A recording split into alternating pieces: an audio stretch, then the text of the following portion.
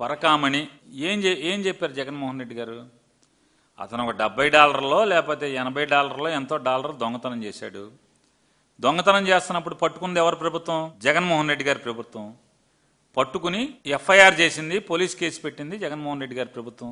అతను భార్య పిల్లల యొక్క ఒత్తిడి మేరకు నేను మనిషిగా బతికుంటాం అనవసరం, కలియుగ ఇలవేల్పోయినటువంటి శ్రీ వెంకటేశ్వర స్వామి వారి యొక్క హుండీలో చేయి పెట్టి పాపం చేశాను, మనిషి జన్మగా చేయకూడనంత పాపం చేశాను, నా దగ్గర ఉన్నటువంటి ఆస్తులు మా పూర్వీకుల నుంచో నేను సంపాదించిన ఆస్తులు మొత్తాన్ని స్వామివారికి అప్పచెప్తాను అని చెప్పి అప్పచెప్పాడు.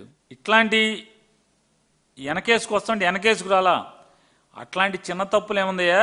పెద్ద పెద్ద నేరాలు సుమారుగా 230 కోట్ల రూపాయల ప్రజాధనాన్ని కొట్టేసినట్టు చంద్రబాబు నాయుడే ముఖ్యమంత్రిగా తను కేసు తను రాజీ చేసుకోవడం కన్నా పాపం ఇంకేమైనా ఉందా అని అడుగుతున్నాను.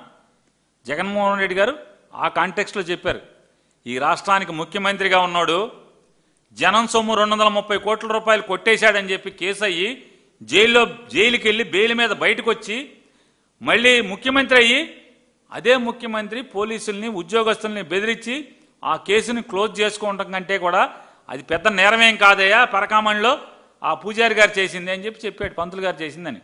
ఏ తప్పేం మాట్లాడాడు జగన్మోహన్ రెడ్డి గారు? వాస్తవమే కదా.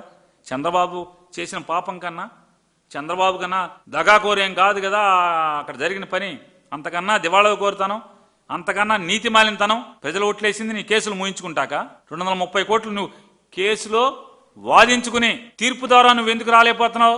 చంద్రబాబు నాయుడు గారు, నీకు నిజంగా దమ్ముంటే, నిజంగా నీలో నీతి ఉంటే ట్రైల్ అయిన తర్వాత దమ్ముగా కడిగిన ముత్యంలాగా బయటికి ఎందుకు రాలేపోయావు? కుట్ర మార్గంలో దొడ్డిదారిన అధికారులను బెదిరించి మిమ్మల్ని జైలు వేస్తామని చెప్పని అప్పుడు కేసులు పెట్టినటువంటి వాళ్ళందరం తీసుకొచ్చి బెదిరించి వాళ్ళతో విత్డ్రా పిటిషన్స్ వేసి మా దగ్గర సాక్ష్యాలు లేవని చెప్పని ఆ కేసు క్లోజ్ చేసుకోవడం కంటే పరకామణి కేసు పెద్ద కేసా? 180 కోట్ల రూపాయల ఆస్తులు ఇచ్చాడు కదా దేవుడికి అని చెప్పి జగన్మోహన్ రెడ్డి గారు మాట్లాడాడు. దీంట్లో తప్పేంటి? ఎవరిది నీతి, ఎవరిది నీతి బాహ్యం అంటే ఎవరిది నీతి లేనితనం అని అడుగుతున్నాను నేను. ఇప్పుడు ఆ రవికుమార్ ఎవరు ఉన్నాడు కదా, అతను ఏం చేశాడు?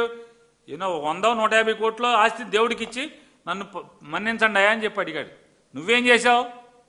230 కోట్లు కొట్టేశావు జనం సొమ్ము. ఆ కొట్టేసిన సొమ్ము కేసు కడితే ఆ కేసు మూయించుకున్నావు. ఇవాళ ఏది తప్పు అన్న? పరకామణి పెద్ద నేరమా? చంద్రబాబు మూయించుకున్న నేరం స్కిల్ డెవలప్మెంట్ పెద్ద నేరమా? లిక్కర్ది పెద్ద నేరమా? పరకామణిది పెద్ద నేరమా? ఎవరిది పెద్ద నేరం?